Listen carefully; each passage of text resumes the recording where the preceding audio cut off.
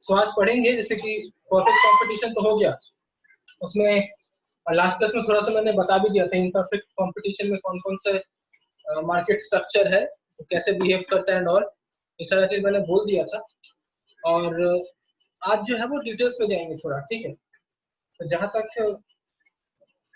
Details का बात है तो ज्यादा कुछ डिटेल्स में तुम लोग का है नहीं, मैंने बुक में देख लिया कि क्या क्या है एक्चुअली तुम लोग का सिलेबस में, तो ज्यादा डिटेल्स में नहीं है, मतलब ग्राफिकल एनालिसिस कुछ नहीं है, तो इसे तुम लोग एक थ्योरेटिकल चैप्टर के तौर पे समझ सकते हो, ग्राफ ज्यादा नहीं है, ठीक है। लेकिन अगर टाइम मिला बाद में मेरे को तो मैं इसका ग्राफिकल भी दिखा दूंगा तुम लोग को, सिर्फ 2-3 चीजों का, जैसे कुर्नोट इक्विलिब्रियम, स्टैकलबर्ग इक्विलिब्रियम, ये सारा चीज का मैं तुम लोग को ग्राफ बाद में टाइम मिलने पे दिखा दूंगा, ठीक है, अगर सिलेबस में टाइम रहा तो, सिलेबस कंप्लीट करने के बाद। और जहां तक मैंने देखा बुक में एक बार दोबारा से कि सिर्फ एक बार कुर्नोट का नाम लिया गया है, सिर्फ एक बार कुर्नोट का नाम लिया गया है, इसके अलावा और कहीं कुर्नोट का जिक्र नहीं है, तो कुर्नोट भी उतना इम्पोर्टेंट नहीं है। तो इस चैप्टर में जो करना है बेसिकली हम लोगों को वो है कि याद करना है, ठीक है, इसको याद करना है, थ्योरी चैप्टर है। अभी इसको याद करना क्या है, मैं तो यहाँ समझा दूंगा कैसे कैसे पढ़ना है, क्या क्या पढ़ना है, और उसको याद करना उतना मुश्किल नहीं है, बस जो कीवर्ड्स है उस कीवर्ड्स पे तुमको ध्यान रखना है कि कौन कौन से कीवर्ड्स तुम्हें यूज करना है, ठीक है।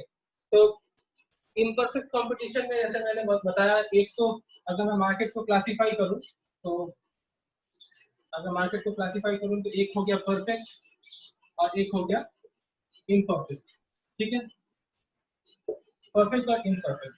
अभी इम्परफेक्ट में भी मैं लिख सकता हूँ इम्परफेक्टली कॉम्पिटिटिव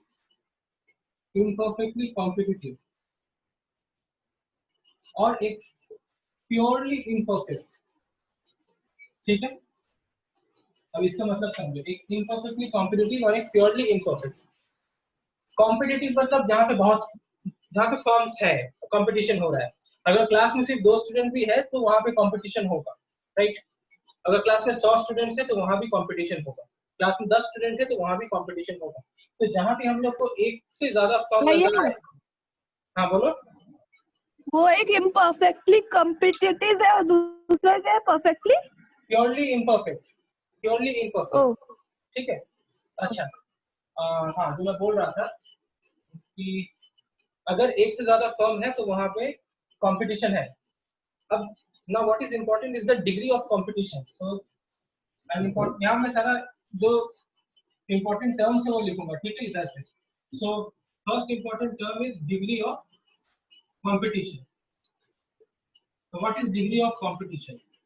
अब जैसे क्लास में तो समझो तुम लोग का कोर्स कंप्लीट हो गया, 12th का, तुम लोग चले गए कॉलेज में, ओके।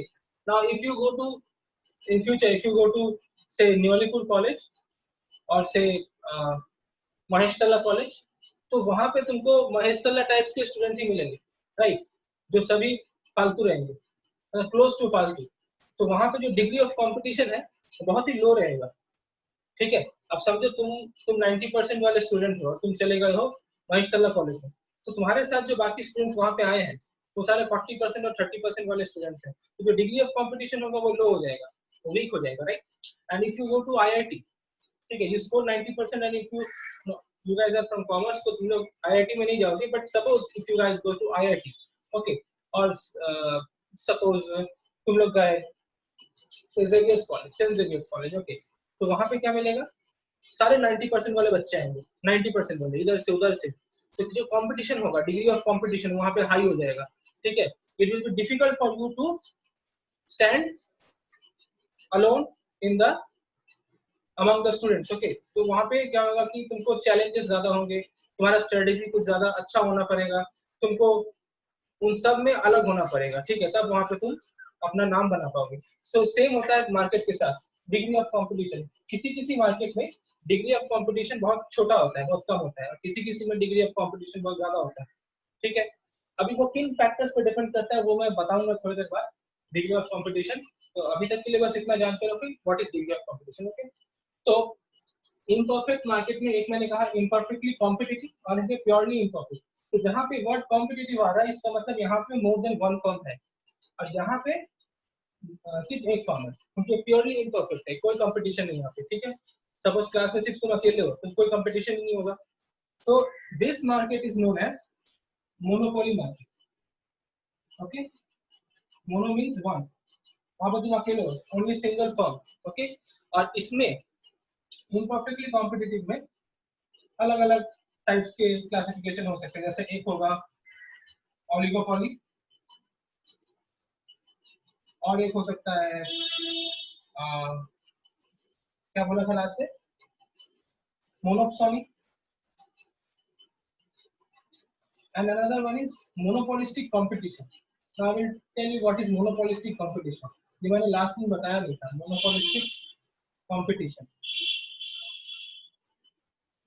अच्छा ना, ओलिगोपोली का फर्दर क्लासिफिकेशन है, ओलिगोपोली में डुओपोली आता है, डुओपोली, ठीक है, duopoly. This is most realistic, सबसे ज्यादा पाया जाता है हमारे रियल वर्ल्ड में ओलिगोपोली मार्केट, ठीक है। अभी परफेक्ट कंपटीशन तो बता दिया, इसमें क्या है, मैं सबका नेचर में आऊंगा एक एक करके। हाँ, मोनोपोलिस्टिक कंपटीशन ये मैंने नहीं बताया था लास्ट में। तो मोनोपोलिस्टिक कंपटीशन में there are some features of monopoly and there are some features of perfect competition, okay. Perfect competition, so there are some features of perfect competition and some features of monopoly, so this is a hybrid market, monopolistic competition, और ये भी बहुत ज्यादा दिखता है हमें। तो this is ये बहुत वास्ट है एक्चुअली, इसका जो कोर्स है बहुत वास्ट है, तुम लोग के सिलेबस में छोटा सा पार्ट दिया हुआ है, बट इन सारे मार्केट स्ट्रक्चर में सबसे डिफिकल्ट अगर किसी को समझना है तो वो है मोनोपोलिस्टिक कंपटीशन, ओके। तो एक बार ओवरव्यू देख लेते हैं, market perfectly competitive, imperfectly competitive. अब परफेक्ट कंपटीशन मतलब इसका नेचर क्या था, many buyers, we have to write these things, okay, many buyers and many sellers and they are price takers, जो भी प्राइस मार्केट में डिटरमाइन होता है they accept that price, okay, price takers. Then we have imperfect competition, और imperfect competition में imperfectly competitive and purely imperfect, purely imperfect में monopoly, so only one seller and many buyers, one seller and many buyers, they are not price taker, they are price maker, okay, they are not price taker, they are price maker, price maker, all right, okay. इसके बाद oligopoly, तो oligopoly में few sellers, now what is the meaning of few sellers, ये perfect competition और monopoly के बीच का structure, monopoly में one seller, imperfectly competitive में मेनी सेलर्स, और उसके बीच में few sellers, that is oligopoly. A few means 2, 3, 4, 5, 6 up to 10. You can say few sellers. Okay. So what is duopoly? Duopoly is a special kind of oligopoly where we have only two sellers. Okay, only two sellers. Then monopoly. Monopoly का मतलब क्या होता है? Monopoly मतलब last में मैंने बताया था, इसमें only one buyer and many sellers. So we have many sellers, but only one buyer. Okay, and monopolistic competition, इसमें many sellers, many buyers. Although it is monopolistic competition, but it's many sellers and many buyers. But since many sellers and many buyers, अब इसमें फर्क क्या हो जा रहा है, इसमें तुम बोलोगे कि अगर ये many sellers many buyers है तो ये तो परफेक्ट कंपटीशन हो गया, तो इसको मोनोपोलिस्टिक कंपटीशन क्यों बोल रहे हैं, क्योंकि परफेक्ट कंपटीशन में भी many sellers and many buyers था। तो यहाँ पे जो सेलर्स है उनके जो प्रोडक्ट्स है, और यहाँ पे जो सेलर्स है उनके जो प्रोडक्ट्स है, यहाँ पे एक और अजम्पशन था homogeneous product, right, homogeneous product है कि सारे जो फर्म्स है वो सेम टाइप के प्रोडक्ट तैयार कर रहे हैं, मतलब कोई फर्क नहीं है प्रोडक्ट्स में, तो होमोजेनियस प्रोडक्ट यहाँ पे एक और अजम्पशन था। लेकिन यहाँ पे सारे फर्म्स अपने प्रोडक्ट में कुछ ना कुछ डिफरेंशिएट कर रहे हैं, होमोजेनियस प्रोडक्ट नहीं है, ठीक है। तो you can write heterogeneous product, heterogeneous product. समझ में आया सबको? ये पूरा मार्केट स्ट्रक्चर है जो हम लोग को पढ़ना है। अभी इसमें हम लोगों ने सिर्फ ये वाला पार्ट कंप्लीट किया, now we have to go through all this part. अब ये पूरा, ये जितना हम लोगों ने जितना दिन में किया उससे कम दिन में हम लोग ये कर लेंगे सिलेबस के अकॉर्डिंग, ओके। क्योंकि सिलेबस में सिर्फ थ्योरी और कुछ नहीं है, you have to just mug up the things, और मग अप करने की भी जरूरत नहीं है, अगर ये तुम्हें समझ में आ जाएगा। सबको समझ में आया स्ट्रक्चर, कैसा स्ट्रक्चर है? हाँ ओके, चलो आगे बढ़ते हैं। तो सबसे पहला इसको लिख लिया सबने, कॉपी कर लिया? अगर कॉपी नहीं किया तो कोई एक दिन स्क्रीनशॉट ले लो, उसको ग्रुप में डाल देना, कॉपी कर लेना, ठीक है? मैं मिटा रहा हूँ इसको। अच्छा, रुकिए, ले रहे।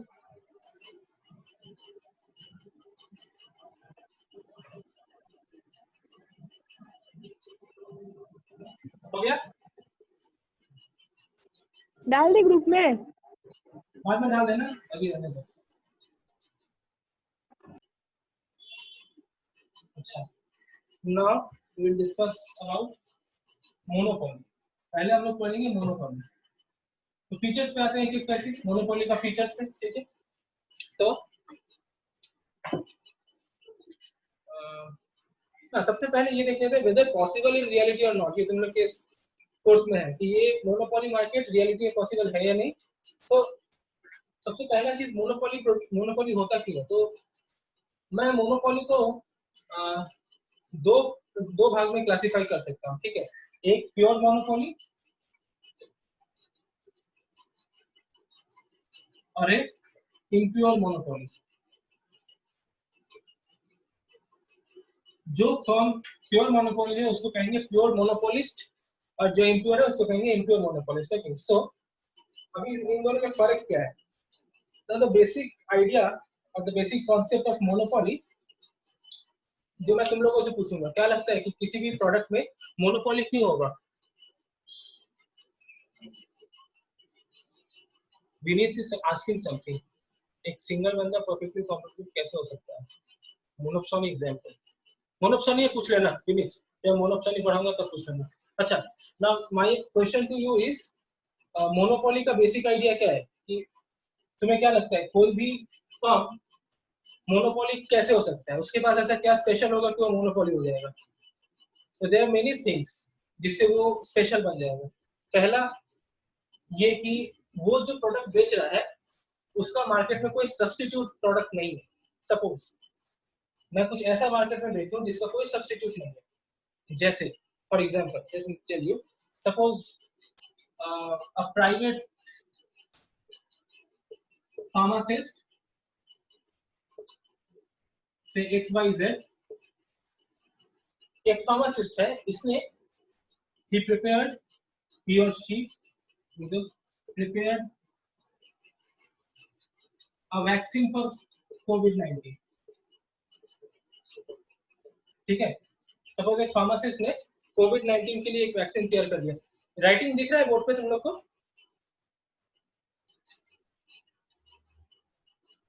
ओके, सो एक एक इंसान ने वैक्सीन बना दिया COVID-19 को, ओके? नाउ उसका जो फॉर्मूला है वो सिर्फ उसे पता है, और गवर्नमेंट को चाहिए कि वो वैक्सीन उसे गवर्नमेंट बोल रही है कि वैक्सीन हमें दो। तो वो इंसान कह सकता है कि मैं वैक्सीन कह सकता है ओके कि मैं वैक्सीन दूंगा, बट वैक्सीन का जो कॉपीराइट है वो मेरे पास होना चाहिए। मतलब वैक्सीन से जितना भी इनकम होगा सब मेरा होना चाहिए। तो उसकी जो कंपनी होगी, उसकी जो फर्म होगी, वो एक मोनोपोली और कह सकते हैं प्योर मोनोपोली होगी, क्योंकि मार्केट में उसके अलावा इसका वैक्सीन कोई नहीं तैयार कर रहा है, ठीक है? तो दैट इज प्योर मोनोपोली। अब ये इम्प्योर मोनोपोली कैसे होगा? सपोज किसी दूसरे इंसान ने से PQI he or she उसने भी एक वैक्सीन तैयार कर लिया जो कि इसके वैक्सीन का सब्स्टिट्यूट था। मतलब you can use either of them. जैसे जब बुखार लगता है ना तो हम लोग पैरासीटामोल भी खा सकते हैं, क्रोसिन भी खा सकते हैं, दोनों से ठीक हो जाता है। तो सब लोग एक और इंसान ने एक और वैक्सीन बनाया जो इस वैक्सीन का सब्स्टिट्यूट था। तो मार्केट में क्या हो गया? इसका एक कंपटीशन तैयार हो गया। तो कॉपीराइट उसे मिल चुका है, उसका मोनोपोली मार्केट रहेगा, लेकिन एक और मोनोपोलिस्टिक मार्केट आ गया है। तो ये क्या हो जाएगा? इम्प्योर मोनोपोली हो जाएगा। एंड जब इम्प्योर मोनोपोली ज्यादा हो जाए, यानी कि अब समझो एक फर्म ने बनाया, दूसरे फर्म ने बनाया, तीसरे फर्म ने बनाया, इस तरह से बहुत सारे फर्म अगर वैक्सीन बना रहे हैं, तो इम्प्योर मोनोपोली जो है वो धीरे धीरे शिफ्ट होकर हो जाएगा monopolistic competition. You understand that? धीरे धीरे शिफ्ट होकर हो जाएगा मोनोपोलिस्टिक कंपटीशन। समझ में आई ये बात सबको?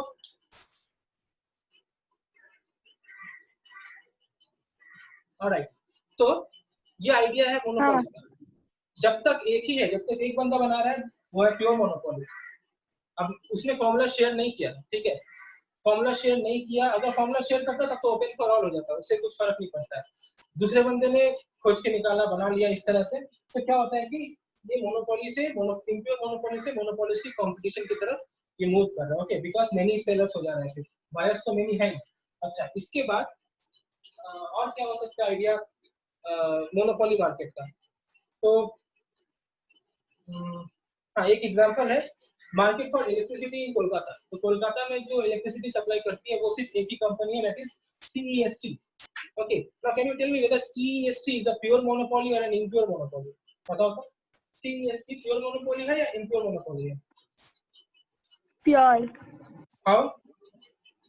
क्योंकि वही एक है जो इलेक्ट्रिसिटी प्रोवाइड करता है। यस, तो उसके अलावा हमारे कोलकाता में कोई नहीं है जो इलेक्ट्रिसिटी प्रोवाइड करता है, तो वो हो गया एक प्योर मोनोपोली कोलकाता में। ओके, बाहर वाले स्टेट में कुछ और हो सकता है, दैट इज डिफरेंट थिंग। अच्छा, अभी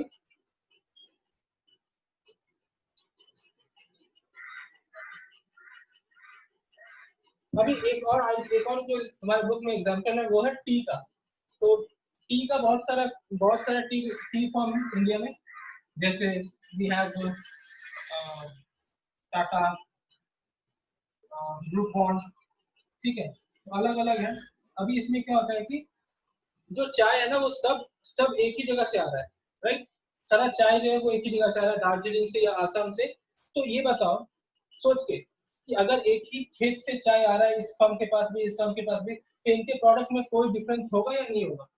ब्रू बॉन्ड और टाटा में ये डिफरेंस बेसिकली इसमें होना नहीं चाहिए। तो the firms create differences in their product, ठीक है। जो फर्म है ना वो वहाँ पे जानबूझ के उसमें डिफरेंस तैयार करते हैं, कुछ प्रिजर्वेटिव्स मिला के या कुछ केमिकल्स मिला के, ताकि टाटा को लोग ब्रू बॉन्ड से अलग मतलब डिफरेंशिएट कर सके। तो यहाँ पे क्या होता है, ये भी एक मोनोपोली है, लेकिन टू सम एक्सटेंट इसका कंपटीशन है, इसलिए इसको क्या कहेंगे हम, इम्प्योर मोनोपोली। अब अगर टी फॉर्म ज्यादा हो जाए इंडिया में तो वही इम्प्योर मोनोपोली क्या हो जाएगा, मोनोपोलिस्टिक कंपटीशन। ऑलराइट, अच्छा, इसके बाद the basic features of monopoly market. So let me just write down the features of monopoly market. जो पहला फीचर है that is single seller and many buyer. Okay, single seller and many buyers.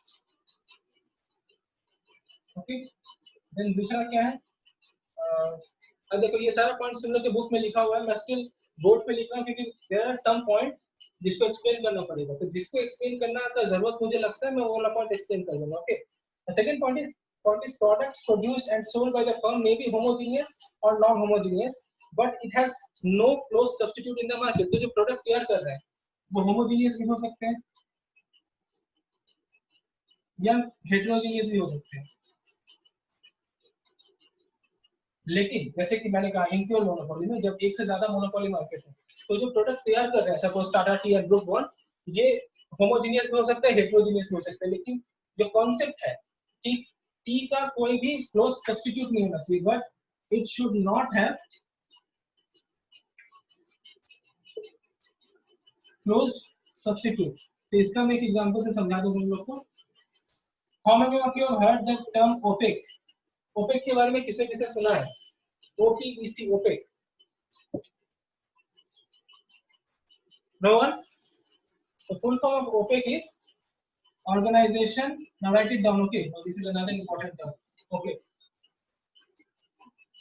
organization for petroleum exporting countries. So as you all know कि world में जो oil है, oil exporters वो सिर्फ एक ही जगह पाए जाते हैं, that is Middle east, right? Kuwait और फिर तुम्हारा सऊदी, ये सब कंट्री से ऑयल निकल के सारे कंट्रीज में एक्सपोर्ट होता है। तो यहाँ पे समझने की कोशिश करो, जो ऑयल हुआ वो क्या हुआ, एक मोनोपोली मार्केट हुआ, because there is only single seller in the world, that is Middle East country. जो मिडिल ईस्ट है वो सिंगल सेलर है। अब हुआ क्या वहाँ पे, दिस इज लेट 70s का बात है। ओके, लेट 70s का। पहले क्या था कि कुवैत अलग था, सऊदी अलग था, ये सब अलग अलग कंट्री थे, सब में तेल होता था, सब लोग एक्सपोर्ट करते थे। लेट 70s में क्या किया गया, ओपेक का फॉर्मेशन हुआ। ओपेक का फॉर्मेशन होने के बाद क्या एक जो डील हुआ वो था कि जितने भी ऑयल प्रोड्यूसिंग कंट्री है वो सारे एक ऑर्गेनाइजेशन के साथ जुड़ गए कि हम लोग सब एक साथ मिलके पूरे वर्ल्ड को ऑयल बेचेंगे।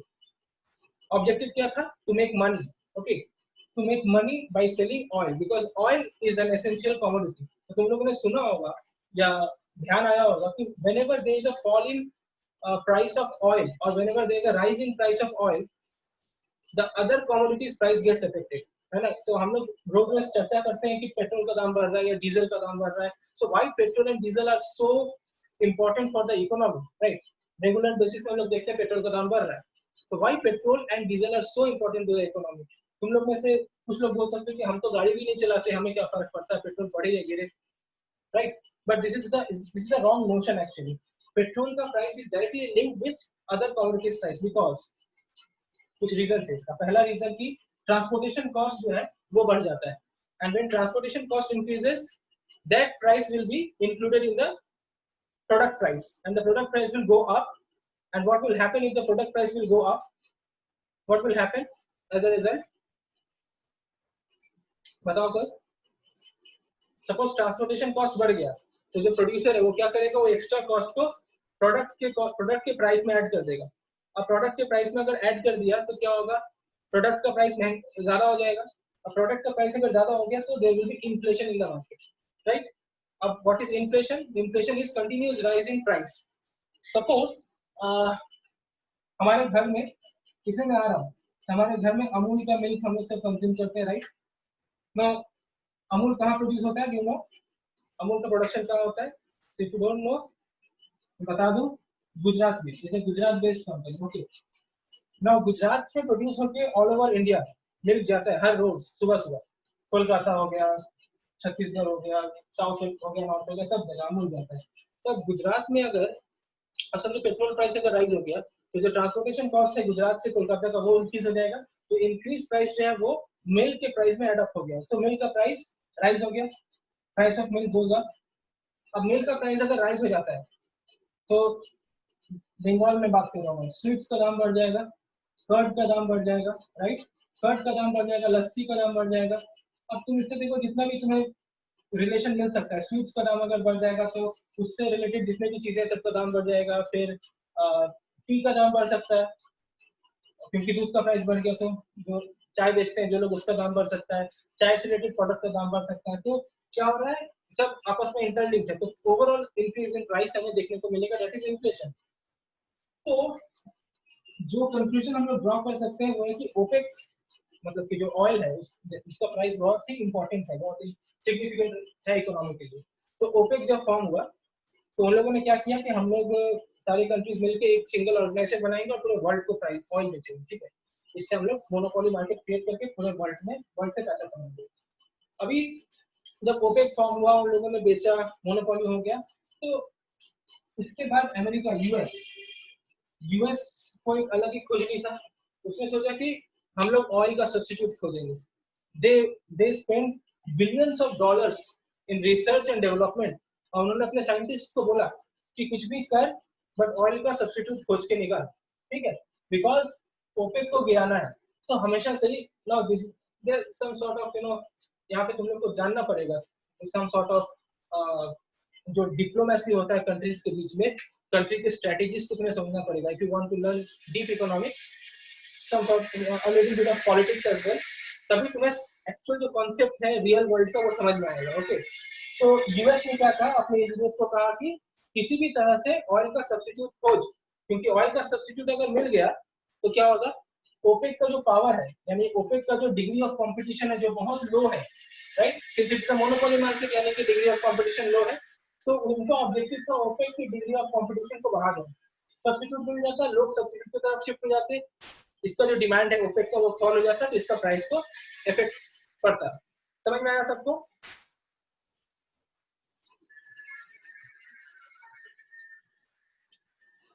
हाँ भैया। ओके, सो सेकंड पॉइंट में है it should not have close substitute. अगर क्लोज सब्स्टिट्यूट हो गया तो फिर मोनोपोली का कोई मतलब नहीं बनता, okay. Alright, so next point, entry of new firms into the market is not free. तो जैसे कि हम लोगों ने परफेक्ट कंपटीशन में पढ़ा था कि there is free entry and exit of market, यहाँ पे लिख दें कि free entry is very difficult, free entry of new firm, okay, of new firm. अब ये डिफिकल्ट क्यों हो जाता है? क्योंकि बहुत सारे रीजन है। पहला रीजन है कि उनके पास वो प्रोडक्ट नहीं है जो प्रोडक्ट ये बेच रहे हैं, बिकॉज जो पेटेंट राइट रहता है, जो कॉपीराइट रहता है, वो सिर्फ एक ही फर्म के पास रहता है। सेकंड थिंग, गवर्नमेंट का तरफ से प्रोटेक्शन रहता है इन लोगों को कि आप लोगों के अलावा मैं किसी भी दूसरे फर्म को लाइसेंस नहीं दूंगा जो यहाँ पे हमारे स्टेट में ऑपरेट कर सकते हैं। जैसे वेस्ट बंगाल गवर्नमेंट की तरफ से, कोलकाता म्युनिसिपल कॉर्पोरेशन की तरफ से सीएससी को एक लीगल अधिकार मिला है कि उनके रहते हुए कोलकाता में कोई दूसरे फर्म इलेक्ट्रिसिटी सप्लाई नहीं कर सकता है। So kind of protection is given to the monopoly market. ये कुछ नेगोशिएशंस के साथ होता है, कुछ अंदर की बातें रहती हैं, फ्रेंडशिप वगैरह भी इसमें आ जाता है। Second, the fourth point is the firm is a price maker. ये मैंने बताया, तो firm is a price maker, मैं लिखा हूं यहाँ पे। The supply of the product by the single firm constitute the market supply. Yes, the supply of, 4 मैंने नहीं लिखा, 5, supply of firm is the market supply. तो मोनोपोली मार्केट में हम लोगों ने क्या देखा, सॉरी कंपटीशन मार्केट में क्या देखा कि एक फर्म था जो स्मॉल क्यू प्रोडक्शन करता था, and there are many firms, और टोटल मार्केट कितना प्रोड्यूस करता था? Q, capital Q, right. तो एक मार्केट सप्लाई था, एक फर्म सप्लाई था, लेकिन यहाँ पे पूरे मार्केट में एक ही फर्म है, तो firm supply is equal to market supply, okay. इसके बाद the principal goal of the firm is to maximise profit. The firm acts while taking its profit maximizing decision, it ignores the reaction of other firms. The firm faces the market demand for its product, ठीक है। तो इसका मतलब क्या है कि इनका जो सोल ऑब्जेक्टिव है वो है प्रॉफिट मेकिंग। जैसे परफेक्ट कंपटीशन में हम लोगों ने देखा कि in the long run the profit becomes zero, that is not a profit.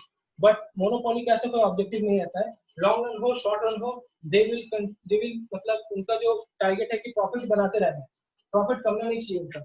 अब वो प्रॉफिट को बनाए रखने के लिए, प्रॉफिट को मेंटेन रखने के लिए क्या कर सकते हैं? क्वांटिटी सप्लाई कमा सकते हैं। They can decrease the quantity supply, okay. ऐसा नहीं है कि मोनोपोली मार्केट मतलब high price, it is not so. कभी कभी कम क्वांटिटी सप्लाई करके भी वो लोग अपना प्रॉफिट को मेंटेन करते हैं। समझ में आया? तो this was the structure of monopoly market, characters of monopoly market. तो नेक्स्ट वीडियो में, मतलब नेक्स्ट वाले में मैं बताऊंगा इसके बाद कैसे कैसे डिमांड कर्व वगैरह होता है। मैं नया लिंक भेज रहा हूँ, ओके।